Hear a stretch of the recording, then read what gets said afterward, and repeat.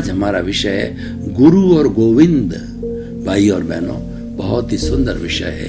एक तो गुरु होता है ज्ञान देने वाला और गोविंद होता है ईश्वर। हमें ज्ञान देने वाला गुरु होता है, उस गुरु से हम ज्ञान लेकर के हमको ईश्वर बनना है। ईश्वर हमारा लक्ष्य है और ज्ञान देने वाला गुरु है। इसीलिए दोनों ही हमारे लिए महत्वपूर्ण है। गुरु के प्रति हम कृतज्ञ होते हैं कि वो हमको सच्चा ज्ञान देता है, हमारे भीतर जो प्रज्ञा की जागृति कराता है, हमको पुरुष बनाता है और हमें प्रकृति को निहारने की, प्रकृति को ज्ञाता दृष्टा भाव से देखने की प्रतीति चालू कर देता, देखने का तरीका बता देता है, भेद विज्ञान कर देता है कि जड़ अलग है, चेतन अलग है। तुम आत्मा और जो ये शरीर जो है दोनों साथ रहोगे और जीवन भर साथ तब तक रहोगे जब तक कि तुम्हारा सारा भुगतान क्लियर नहीं हो जाएगा, जब तक कि तुम्हारा जो है वो लेना देना बाकी समाप्त हो जाएगा। और 84 लाख जीवायोनि प्राणियों से आपने किसी के सो दुख दिया है, किसी को कष्ट दिया है, किसी के साथ दोष किया है, उन सब का भुगतान, सब की एनओसी लेने के बाद ही ये शरीर अज्ञा अलग और ये प्रज्ञा अलग, प्रज्ञा जाकर के वापस जो समाहित हो जाएगी अपने मूल स्वभाव आत्मा के अंदर, जहां से जिसकी भाव सत्ता से वो बाहर आई है। तो ऐसा सुंदर जो उपक्रम देने वाला हमारा गुरु होता है, गुरु को एक बार हम ज्ञान ले लेते हैं, फिर भीतर हम स्वयं पुरुषार्थ करते हैं, जागृति करते हैं और उसको जो है केंद्र में मानते हैं, परमात्मा को केंद्र में मानते हैं। तो इन सब चीजों को समझने के लिए मैं मेरी आत्मा के जो है 3 स्टेजेस, 3 जो उनकी अवस्था है वो बताना जरूर चाहूंगा, क्योंकि उसकी बताने से आपको समझ में आ जाएगा कि अनुभव किस तरीके से बढ़ना चाहिए, जागृति किस तरीके से बढ़नी चाहिए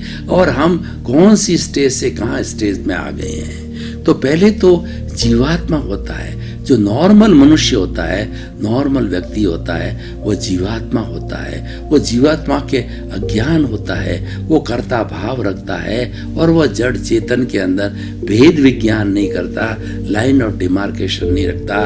वो तो यही करता है कि इस दुनिया को चलाने वाला मैं हूँ, मैं मेरा किसी का पति हूँ, किसी का माता हूँ, किसी का पिता हूँ, किसी का भाई हूँ और किसी का जो है मालिक हूँ और ये धन मेरा है, ये परिवार मेरा है, ये बंगला मेरा है, सब कुछ मैं मेरा। वो ममत्व के भाव के अंदर हर वक्त डूबा रहता है, उससे पूरा जीवन भर उसी में रहता है और 5 इंद्रिय सुखों को ही सुख मानता है और समझता है कि दुनिया इतनी है, खाओ पियो और ऐश करो, इतनी दुनिया मानता है।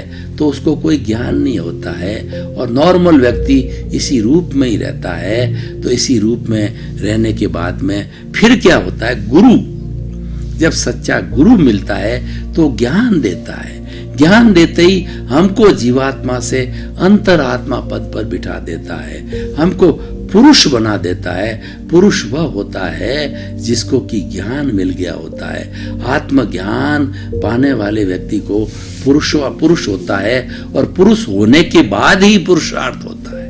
पहले जीवात्मा के जो स्तर पर जो व्यक्ति रहता है वो पुरुष नहीं होता है और सच्चे ज्ञानी के द्वारा ज्ञान मिलने पर जो है वह पुरुष बनता है और पुरुष बनने के बाद ही पुरुषार्थ यानी जागृति चालू होती है। देखिए 2 चीजें हैं, एक तो हो रहा है वो हमारा पुरुषार्थ नहीं है, वो हमारी प्रतंत्रता है। हम कह रहे हैं कि सुबह से शाम उठते हैं और उठने के बाद हम चाय पीते हैं और हम कमाने जाते हैं, धन दौलत कमाते हैं, पद प्रतिष्ठा करते हैं, हमारा व्यवहार है। ये हमारा पुरुषार्थ नहीं है क्या?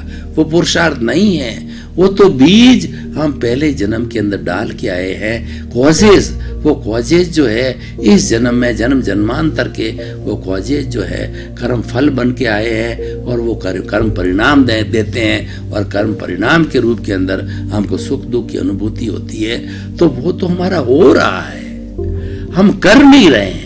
जो करेंगे वो पुरुषार्थ है, होने को हम पुरुषार्थ नहीं मान रहे हैं। जैसे कि पानी बह रहा है, उस पानी के अंदर हमने जो है उसके पाइपलाइन के हाथ दे दिया तो हम कहते हैं पानी को मैंने बहाया। अरे पानी तो अपनी गति से बह रहा है, आपने वो पानी क्या बनाया? हम कह रहे हैं कि मैं ये कर रहा हूं, ये तो स्वतः चालित है, तुम कुछ नहीं। लेकिन मैंने रॉन्ग बिलीफ बना दी कि ये मैं कर रहा हूं, ये रॉन्ग बिलीफ है। वो जीवात्मा तक होता है। अंतरात्मा बनने के बाद में हम हर चीज को समझने लग जाते हैं, ये तो हो रहा है, मैं इसमें कुछ नहीं कर रहा हूं, और ये जो मेरी आज्ञा है ये करने वाली है, ये भोगने वाली है, यही करके आई है और यही भोगेगी। और जो हमारा भेद विज्ञान करके हमारा चेतन, जिसने हमारी साक्षी दी है, जो हमारा शुद्ध आत्मा भगवान है, उसको शुद्ध बनना है।